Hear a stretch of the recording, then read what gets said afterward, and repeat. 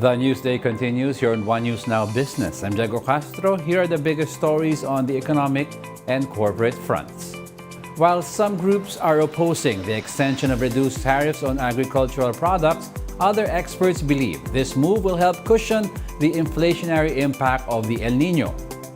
Recall that President Marcos signed EO number 50, which extends the reduced tariff rates on rice, corn, and pork until end 2024. Former Agriculture Undersecretary Fermin Adriano welcomes the extension, noting that it will ensure stable, if not lower prices of these products. Philippine Chamber of Commerce and Industry President George Barcelon echoes this sentiment, describing the extension as a good move. Agriculture Group SPNEC, or the Samahang Industriya ng Agrikultura, rejects this move, saying that it only benefits importers at the expense of local producers.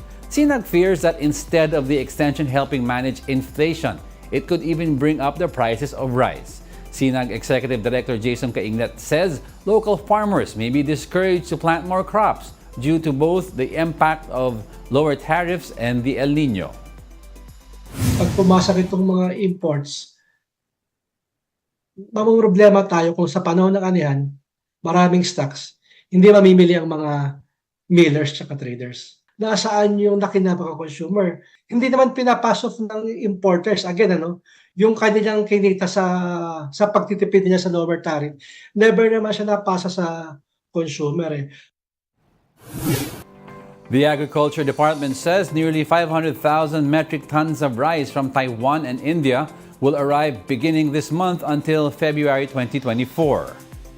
According to the DA, some 100,000 metric tons of rice has reportedly arrived in the country. 76,000 more metric tons of rice from Taiwan and India are scheduled until early January. Another 75,000 metric tons of rice from India, meanwhile, will be delivered from the last week of December. This is in preparation for the possible impact of the El Niño phenomenon on palay production. As of December 14, the country has imported 3.22 million metric tons of rice this year. Some Filipinos who did their holiday shopping were left disappointed by the apparent smaller sizes of products they bought for medianoche. For manufacturers, this practice is called shrinkflation. Shrinkflation allows manufacturers to shrink or reduce the size or quantity of their products while prices remain the same. Consumers notice that sizes of their usual bread have become smaller, while contents of the usual sardine cans they buy have decreased. The Philippine Amalgamated Supermarket Association says shrinkflation is nothing new, but more manufacturers have been doing it since the pandemic. The DTI also explains the practice of shrinkflation is not against their policy and is more of a business decision among manufacturers. They're saying that pandaraya. No, it's not. It's a choice. Like yung size ng sardinas, they're both available on the shelf. So, hindi naman tinanggal yung isa eh. Kung tinanggal yung isa, sabihin mo, nanlilin lang. Both are available and on the label, nakalagay naman yung weight. We'll be back with more stories after the break. Keep it here on The One News.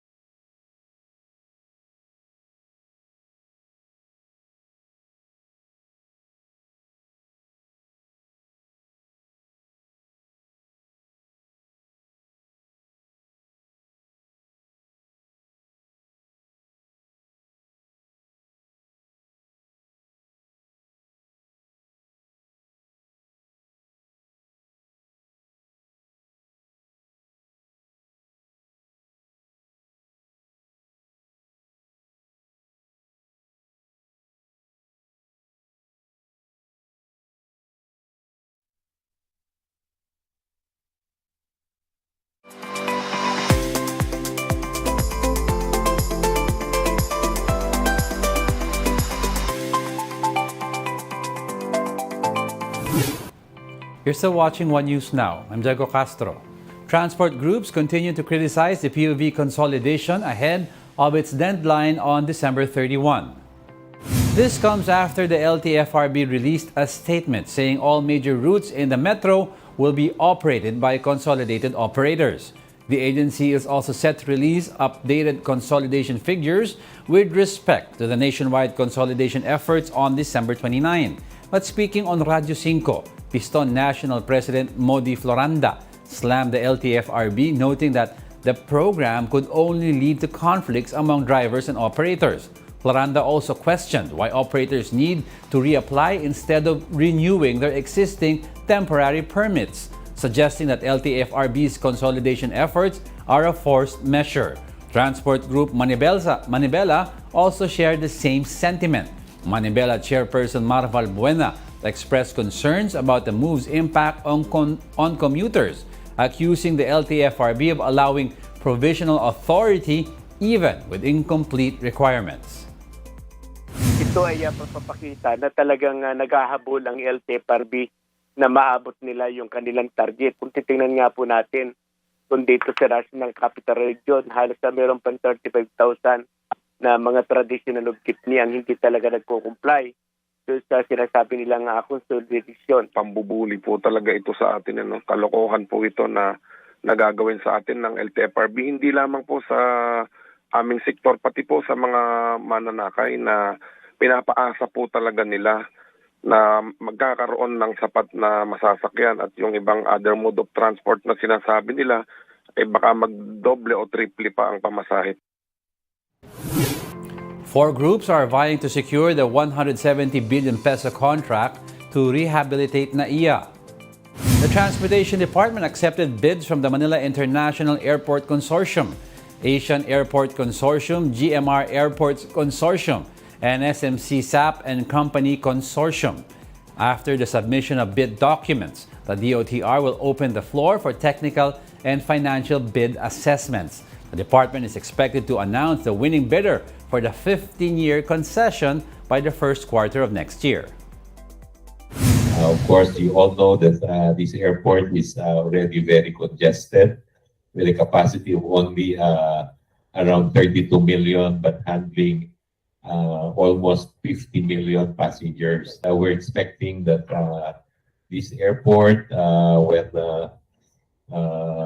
turned over to the private sector, will increase capacity up to 60 million passengers.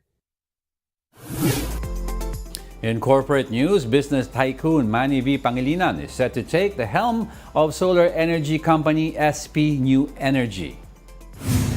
SPNEC says Meralco's MGen Renewable Energy or MGreen has completed its 15.9 billion peso investment in the company. MGreen now has a total voting interest in SPNEC of 50.5%. Pangilinan has been elected as its chairman, president, and CEO, with SPNEC founder Leandro Leviste as vice chairman. MGreen says the acquisition is part of its plan to build a renewable energy capacity of 1,500 megawatts by 2030.